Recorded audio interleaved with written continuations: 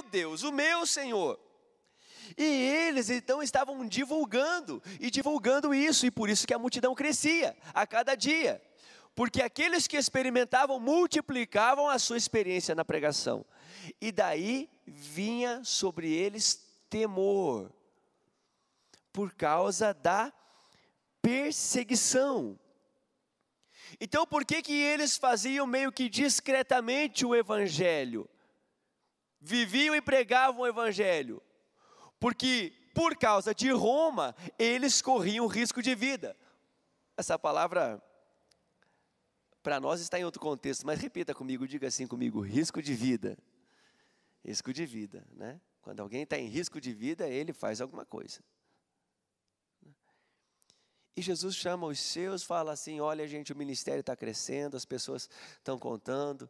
Eu falo para o paralítico não contar que eu curei ele, mas ele sai correndo e todo mundo pergunta, e daí ele, o que aconteceu? Ah, não, foi aquele um, e assim está crescendo o ministério. Então vamos fazer o seguinte, ó, o que a gente está falando entre nós aqui vai ser divulgado mesmo, vai ser proclamado, não tenham medo. Ok? É isso o texto, né? Não tenham medo. Porque se esse povo matar o corpo, olha só, Jesus não está com muito medo de proteger o corpo aqui. Mas se esse povo matar o corpo, é só isso que eles podem fazer. Risco de vida. Não, é só isso. É só risco de vida. É pouca coisa. Não parem de fazer. Não parem de contar. Não parem de cochichar. Temam a Deus, porque Deus tem nas suas mãos o controle de tudo, da vida terrena e curta e da eternidade. Jesus sempre trabalhou com a questão da eternidade. Ele é o nosso maior modelo, padrão de eternidade. Jesus usa umas figuras que eu fico perguntando, Jesus, por que o Senhor falou isso, né? Mas, por exemplo, ele quer falar do controle e de Deus sobre a eternidade, e fala assim, olha, ele sabe de quantos fios de cabelo você tem na cabeça. Por quê? Por que Deus ficaria contando os teus cabelos, né? Tipo assim, o Elias aqui, olha que dificuldade que é contar quanto fio de cabelo ele tem na cabeça. Tem gente que é um pouco mais fácil, eu não vou mencionar nomes, né? Mas por que Deus quer contar o cabelo das pessoas?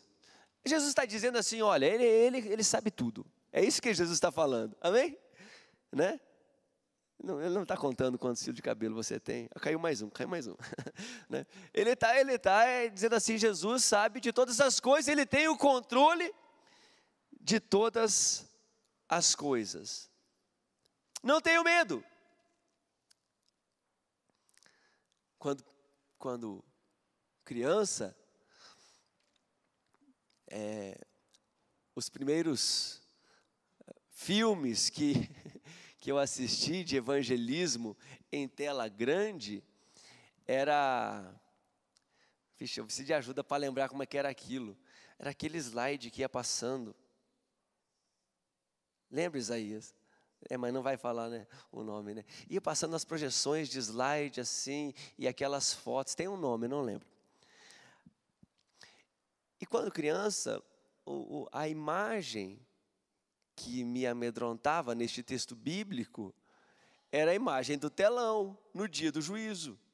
No dia do juízo vem um telão, e lá no telão, né, eu vou passar uma vergonha do tamanho do mundo. Que eu serei exposto. O texto não é para isso, mas o texto serve para isso.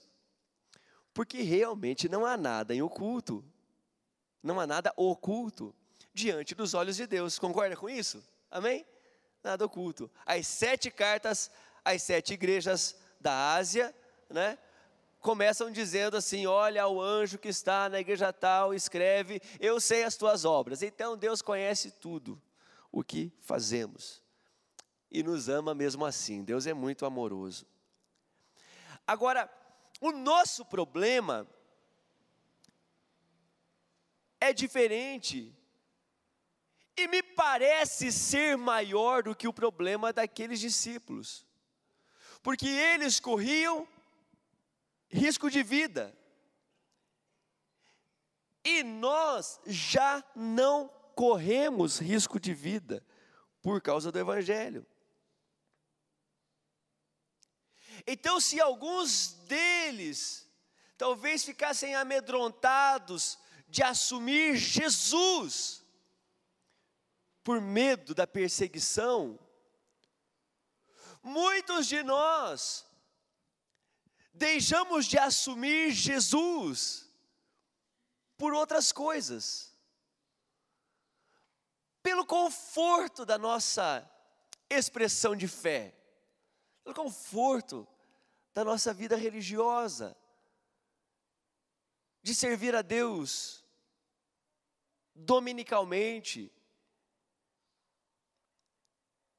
É mais arriscado, é mais problemático. E o confronto deste ensino está em dizer que nós, eu e você, precisamos viver um nível de integridade, de comprometimento mais alto. Integridade tal que eu seja fiel àquilo que me foi revelado. Você precisa ser fiel àquilo que você crê. O seu comportamento precisa ser mais parecido com a sua fé. As suas atitudes têm que ser mais parecidas com a sua fé. Sabe aquilo de você chegar e alguém está falando de você? É o que nós fazemos com Deus, muitas vezes. E Deus chega, imagine isso, né? Imagine que Deus não está, isso não é possível, né? Mas imagina Deus chegando, né? E você está vivendo. E vivendo conforme você vive. E falando conforme você fala, e alimentando os hábitos que você já construiu com o tempo. E de repente você percebe que Deus chegou. Aleluia, Deus chegou. Misericórdia, Deus chegou. Graças a Deus, o Senhor está aqui. As nossas palavras mudam. E o nosso comportamento precisa ser o mesmo o tempo todo, porque Deus é presente o tempo todo. A porta está meio que aberta para Deus na sua vida. E a qualquer momento Ele pode entrar na sala onde você está.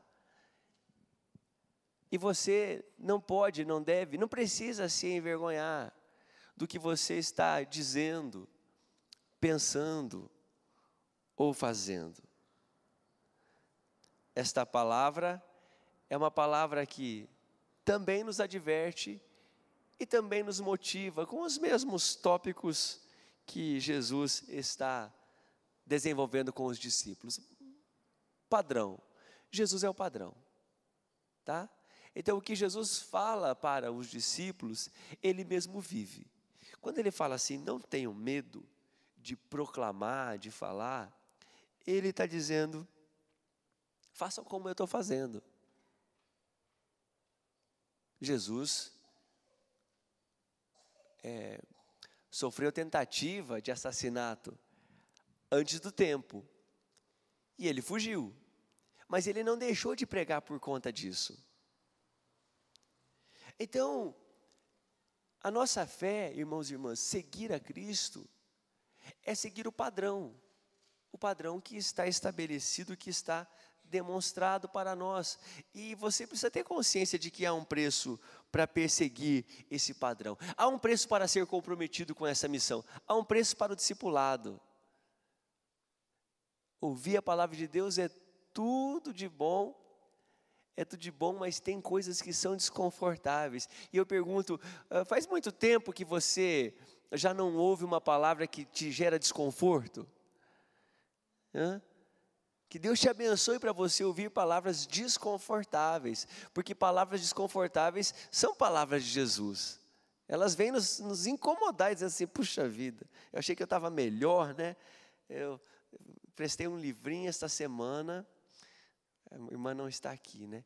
E eu falei assim, irmã, está no caminho da intercessão, esse livro aqui, ele é tremendo. Aliás, eu não emprestei, eu peguei no clube do livro volante e falei assim, olha, eu li, leia esse, né? E daí ela, uma semana depois, falou assim, pastor, esse livro me trouxe muito desconforto. Eu falei, graças a Deus. Não trouxe desconforto somente a mim. A palavra de Jesus traz desconforto. O padrão de Jesus traz desconforto. Cuidado com muito conforto, querido. Muito conforto nos leva a uma vida curta. Muito conforto, fisicamente é comprovado, né? Encurta os anos da nossa vida. Tem que largar um pouco o carro, tem que caminhar, tem que comer menos do que aquilo que você quer comer. Os médicos falam que essa busca pelo conforto e pela satisfação não é legal, então um pouco de desconforto é bom. E no espiritual é assim mesmo, servir a Jesus traz um pouco de desconforto e às vezes até muito desconforto. Outra coisa que esse texto me deixa claro é que as estratégias do diabo, elas mudam. Vai passando o tempo, Satanás é estrategista. Então, se colocar pessoas numa prensa para que elas abandonem a Jesus, não funciona mais, porque quanto mais sangue verte, mais brota crente, mais brota convertido. Então eu paro de apertar a prensa e falo assim, agora é tudo bom, é tudo bênção, é só alegria. O diabo estava tentando colocar medo nos discípulos e tentar tirá-los do foco. As estratégias mudaram, mas ele continua tentando tirar a mim e a você do foco e tirar a gente do caminho do discipulado que gera santificação. O coração desse texto bíblico está na fala de Jesus que aquele que me confessar diante dos homens, eu o confessarei diante dos anjos. Este é o coração. Se você entendeu essa fala, o resto da argumentação está fortalecendo e sustentando isso. Mas o que Jesus está dizendo é, se você viver comigo diante das pessoas, se comportar como eu me comporto diante das pessoas ou longe das pessoas, diante do Pai, diante dos anjos, eu vou te honrar. Eu vou sustentar que nós somos parceiros e andamos juntos. Eu estou dando uma olhadinha num livro, mais um livro que escreveram sobre o discipulado na história metodista, na história de... Não é nosso, é de primos, né? Este livro, de outra igreja, de outra denominação, mas João Wesley era muito chato. E ele fala assim, se você pensou algo a respeito de alguém, espere se alguém chegar para você expressar o seu pensamento. João Wesley era assim com o seu processo discipulado, mas Jesus era assim também, né? Ele fala assim, não seja cavalheiro, né? Não seja cavalheiro. Ele justifica a sua argumentação. Ele fala assim, esse tipo, essa marca de caráter, né, vai te levar a ser um bom mestre de dança, nada mais do que isso, é coisa lá do tempo dele, né? Mas ele nos dá conselhos que nos levam a uma vida muito sóbria, tão sóbria que eu acho que até beira a chatice mesmo, né? Podemos interpretar o seu tempo para nós, para o nosso tempo. Agora preste atenção. Jesus mesmo diz, aquele que me honrar diante das pessoas, eu vou sustentar a minha palavra, vou honrar ele diante dos anjos. E como que você honra a Jesus? Como que você confessa a Jesus diante das pessoas? É sair na sua caminhada dizendo, eu sou cristão, eu sou metodista, eu sou cristão, eu sou evangélico, eu sou metodista, eu sou cristão. É esse tipo de confessar? Ou é colocar a camiseta, sou cristão, sou de Jesus, sou filho do rei, essas coisas todas.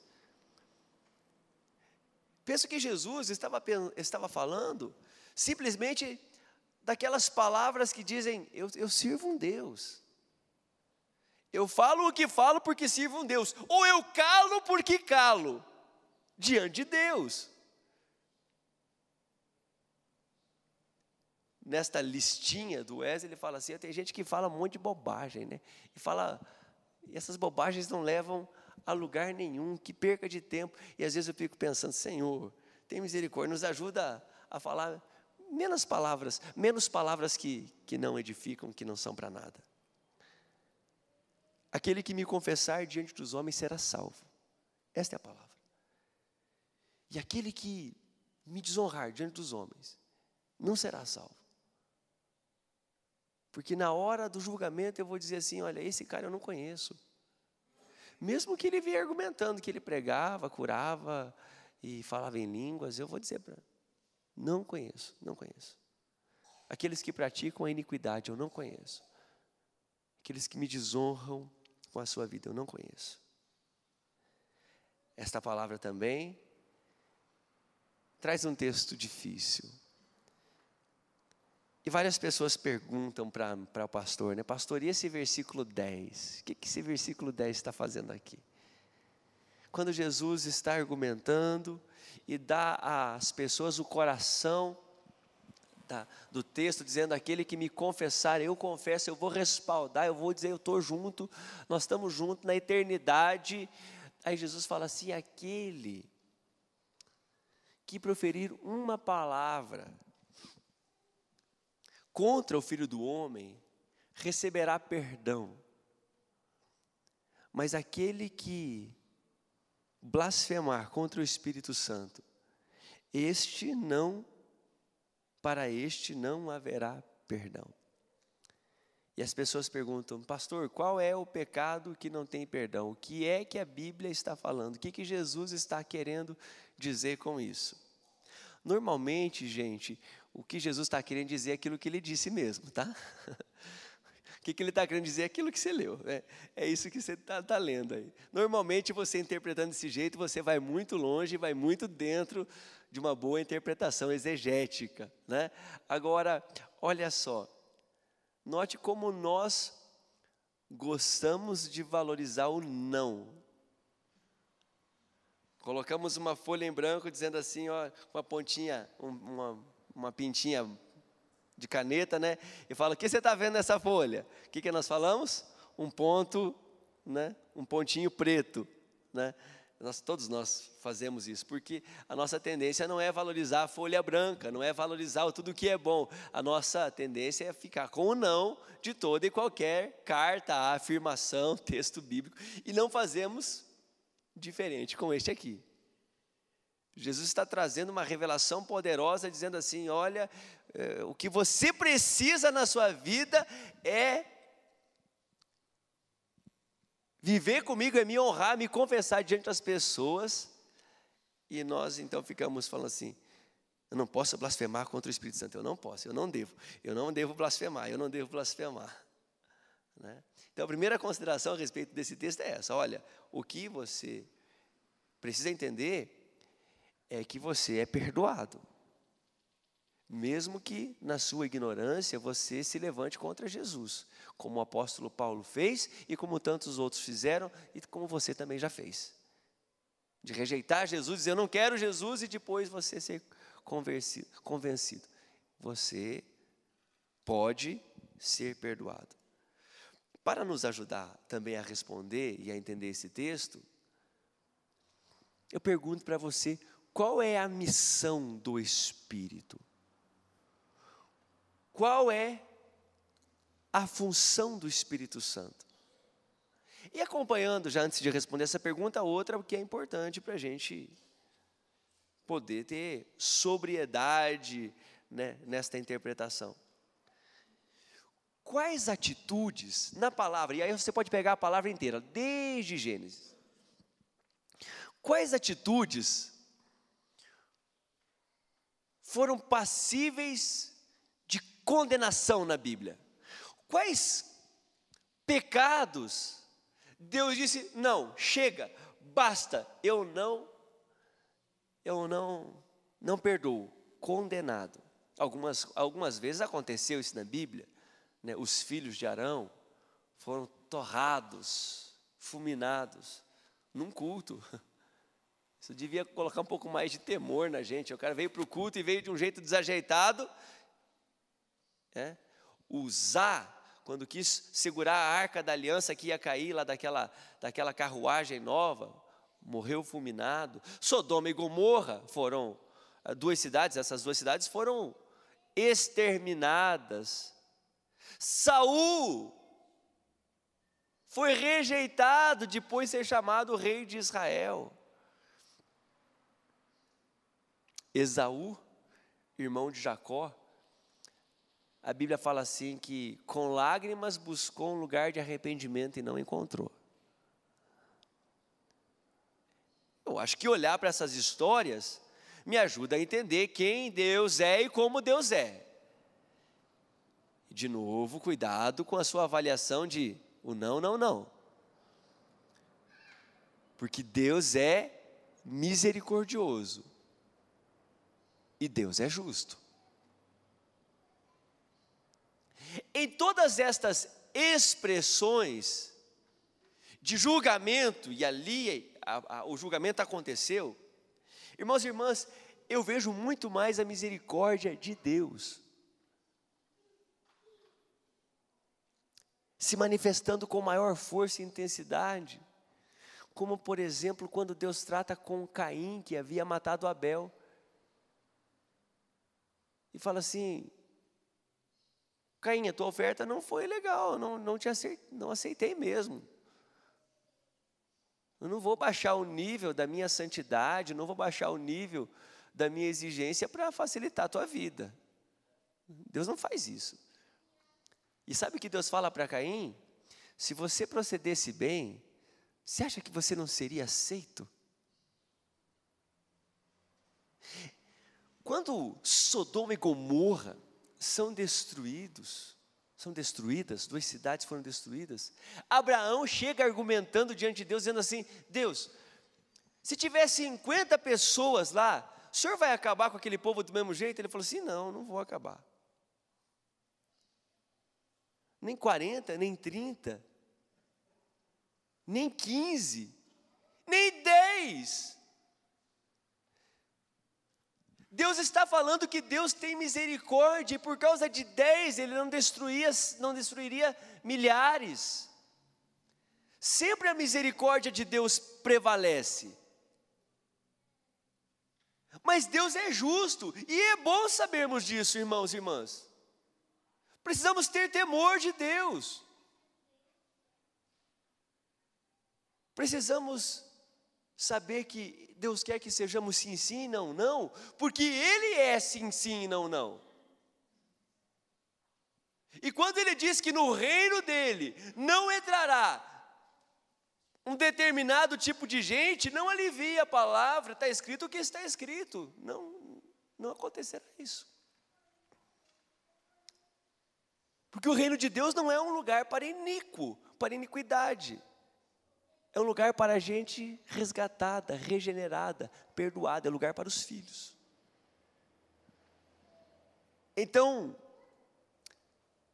nestas admoestações, Jesus motiva, dizendo assim: olha, quem pecar contra o filho, vai ser perdoado, pode ser perdoado, basta arrepender-se. E quem pecar contra o Espírito, não tem jeito. Porque pecar contra o Espírito Santo é rejeitar a Deus como um todo. Pecar contra o Espírito Santo é dizer: eu não quero nada do que Deus está propondo. Então a outra pergunta: qual é a obra do Espírito? Quando Jesus fala que o Espírito viria, em João 16 ele fala assim, o Espírito Santo vai vir e vai ficar com vocês, o tempo todo. E ele vai convencer o mundo do pecado, da justiça e do juízo. Rejeitar a obra do Espírito, não deixar-se convencer do pecado, não deixar que ele te faça uma pessoa justa, não deixar que ele te faça uma pessoa sóbria, de que Deus é justo e executará a sua justiça como um todo, é pecar contra o Espírito Santo. Porque pecar contra o Espírito Santo, queridos, não pode ser uma palavrinha dita contra o Espírito Santo. Não pode ser uma expressão da minha opinião, do que eu penso ser o Espírito Santo. Pecar contra o Espírito é rejeitar a obra do Espírito. E tudo o que o Espírito Santo é e faz, é para purificar, e santificar, e direcionar a tua vida. E se você rejeita a obra do Espírito, você nunca vai conseguir vencer o pecado. Se você rejeita a obra do Espírito, você nunca vai conseguir andar sob as orientações de Deus. Não há como alguém rejeitar a obra do Espírito e trilhar um caminho de salvação, porque aquele que rejeita a obra do Espírito, ele está num caminho que leva à morte, que leva à condenação, que leva à separação total de Deus.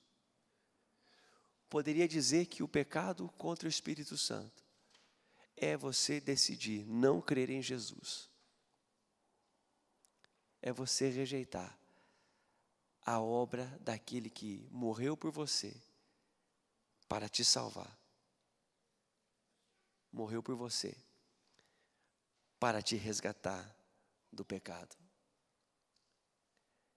Parece uma palavra assustadora, e então parece que o Espírito Santo, quando chega perto de mim, eu devo ficar com muito medo, porque estou perto de alguém que, se eu não me comportar direito perto dele, eu vou trilhar um caminho imperdoável, de juízo.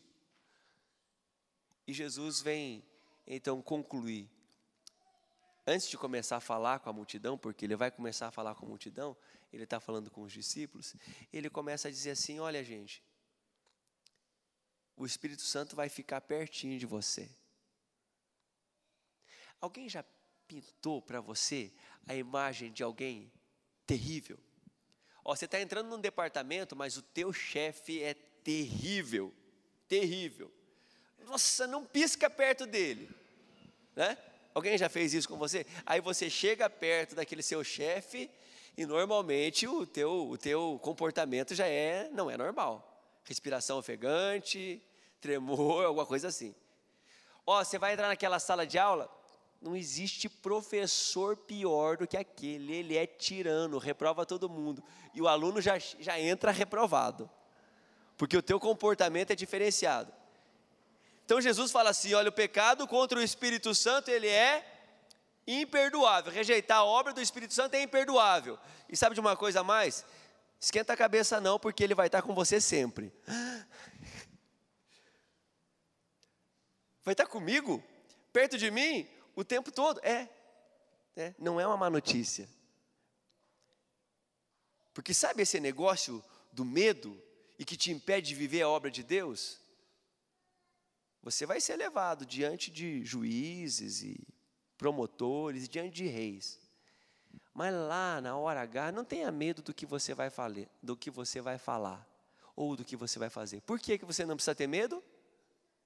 Quem que vai estar lá com você? O Espírito Santo. Ele vai estar lá e vai direcionar a sua vida naquilo que você precisa dizer. Irmãos e irmãs, eu comecei essa reflexão falando que nós estamos na Semana da Pátria, falando que na Semana da Pátria o julgamento do mensalão está fervendo, e a gente não sabe se isso é bom, se isso é ruim, se isso vai ajudar ou não. Somos muito desconfiados em relação aos poderes da nossa nação. E também disse que a igreja tem crescido, mas não tem salgado. Então eu concluo esta palavra dizendo que o Senhor nos chama, esse que nos chamou e que você conseguiu crer por causa da graça dele, ele nos chama a vivermos de forma íntegra, transparente diante dele e diante das pessoas. Porque a transformação da igreja e da nação, ela começa com uma transformação pessoal na minha e na sua vida. Começa quando você diz assim: Deus, eu estou diante do Senhor. E diante do Senhor, eu quero viver com essa consciência de que eu estou transparente diante do Senhor. Não quero ter temor de telão no dia do juízo. Eu quero uma vida aberta diante do Senhor. E sabe o que mais, Deus? Não é só isso, eu não só quero ter uma vida aberta diante do Senhor e diante das pessoas, uma vida irrepreensível. Eu quero viver diante do Senhor e quero que as pessoas percebam que o Senhor está comigo. Eu não quero ser um crente 007, né? Aquele que é crente, mas ninguém sabe, ele é um agente secreto, né? Totalmente disfarçado. Eu quero que as pessoas percebam que eu sou o teu servo, nas palavras que digo e nas palavras que eu não digo, no comentário que eu faço e naquele que eu deixo de fazer. Eu quero que as pessoas percebam que eu testemunho do Senhor, que eu amo o Senhor, que eu honro o Senhor, que eu assumo o meu relacionamento com o Senhor diante das pessoas. E mais, eu não quero só isso também, Deus. Eu ouvi a tua palavra, eu recebo a tua palavra. Eu não quero também viver com medo do juízo. Eu quero a parceria com o Espírito Santo. Eu quero a amizade do Espírito Santo. Eu quero ser conduzido pelo Senhor. É o único jeito de sermos sábios por completo, é sermos conduzidos pelo Espírito Santo de Deus. Você já esteve em alguma situação que você já não soube o que dizer, que você não tinha palavras? Desenvolva a tua amizade com o Espírito Santo, ele vai colocar na tua boca a palavra certa, a palavra boa. Esta prática, este comportamento nos transforma como indivíduos, queridos, e transforma esta igreja, como o nosso pastor Ed Kivitz, da Igreja Batista da Água Branca, sempre diz: transforma esta Babel que é o mundo evangélico brasileiro, essa confusão que é o mundo evangélico brasileiro. A nossa transformação como indivíduos transforma essa igreja, arruma, conserta essa igreja. E consertar esta igreja é fundamental para que esta nação seja abençoada. João Wesley, quando recebeu a sua vocação, e ele queria ser um ministro fiel de Deus, ele disse assim: a minha missão é trabalhar para a santificação da igreja, para que essa igreja restaure a nação. E por isso ele foi conhecido como um homem que transformou o seu século, transformou o seu tempo.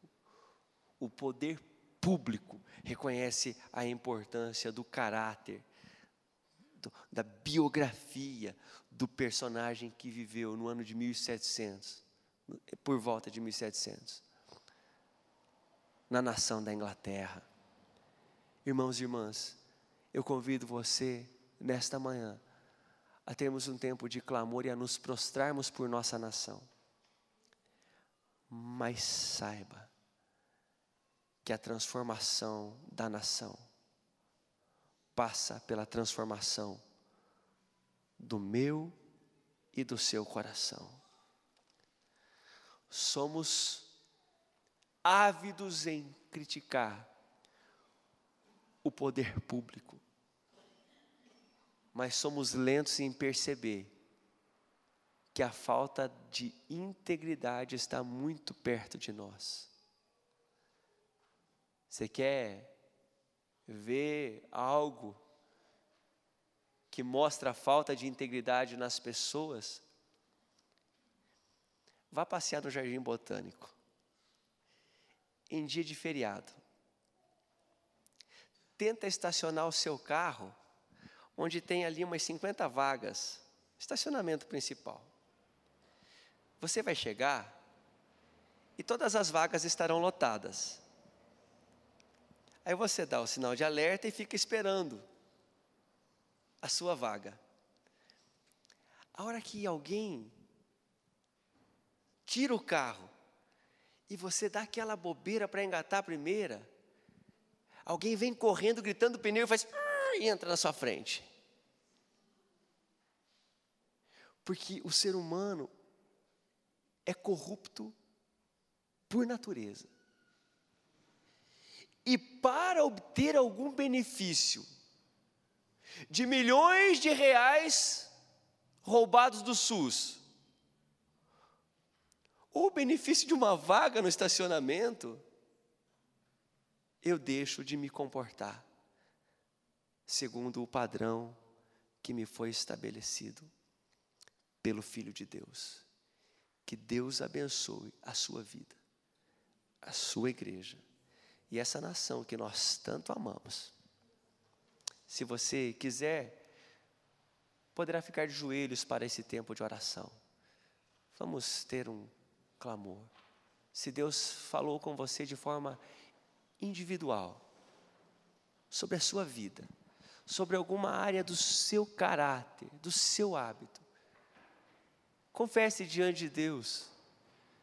Eu convido a igreja que entende que há um pecado imperdoável, eu convido esta igreja a aceitar nesta manhã a influência e a obra do Espírito Santo, em nome do Senhor Jesus. Vamos orar, vamos orar. Querido Deus, nosso Pai de amor, nós queremos te agradecer porque para a casa, para os filhos e filhas, para aqueles que andam na tua presença, o Senhor fala de forma pessoal, direta, individual. E nós queremos agradecer pela obra da redenção proposta por Jesus, pelo seu sangue, e nós que ouvimos deste evangelho, começamos a ser simpatizantes da tua palavra e do Senhor Jesus, e reconhecemos que Ele não é só um grande personagem histórico, mas que Ele é Jesus, o Senhor, o Filho de Deus, o único caminho que leva à salvação. Nós nos prostramos diante de Ti, pedindo que esta obra se complete, se expanda na nossa vida nesta manhã. Nós recebemos a obra do Espírito Santo, nós recebemos o mover do Espírito Santo sobre a nossa vida, a influência, a direção, a doce voz do Teu Santo Espírito, ó Deus, pedindo, Pai querido, que o Senhor influencie as nossas vidas e comece uma grande obra de transformação. Pai amado, nós não confiamos no patriotismo, Nós não confiamos, Senhor, naquilo que tem acontecido nos tribunais.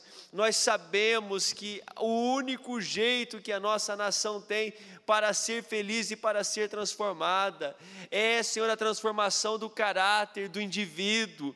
E, Pai amado, nós cremos que isso é muito, muito mais possível para aqueles que congregam, que estão numa comunidade de fé, que estão com a Bíblia aberta diante do Senhor. Por isso nós clamamos: começa a obra em nós, Espírito Santo.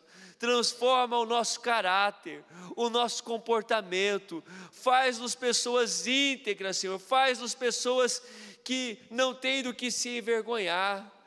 Pai querido, faz-nos, Senhor, pessoas santas, faz-nos pessoas mais parecidas com o nosso padrão, com o nosso Senhor, com o nosso Salvador.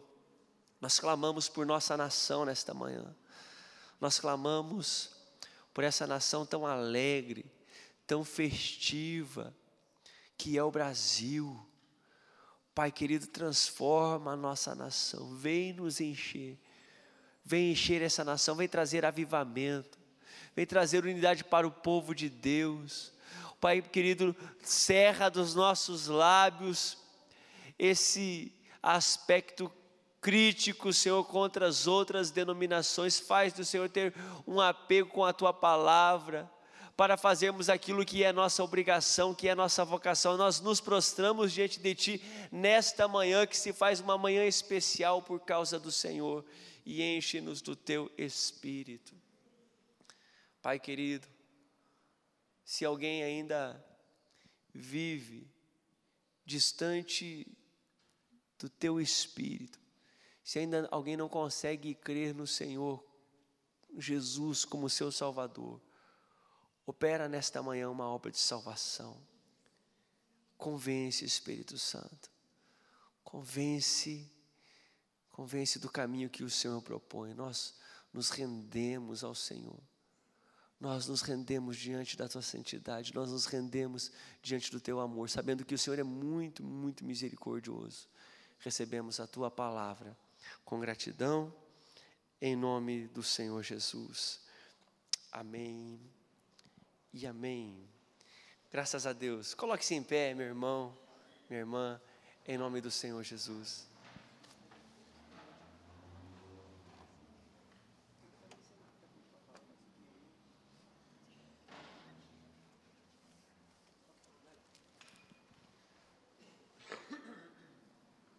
Vamos, antes de encerrar o nosso culto, ter o nosso tempo de intercessão. Vamos cantar um cântico de adoração ao Senhor nosso Deus. Ele é digno da nossa adoração sempre. Amém, queridos? Sempre, da nossa adoração, da nossa rendição.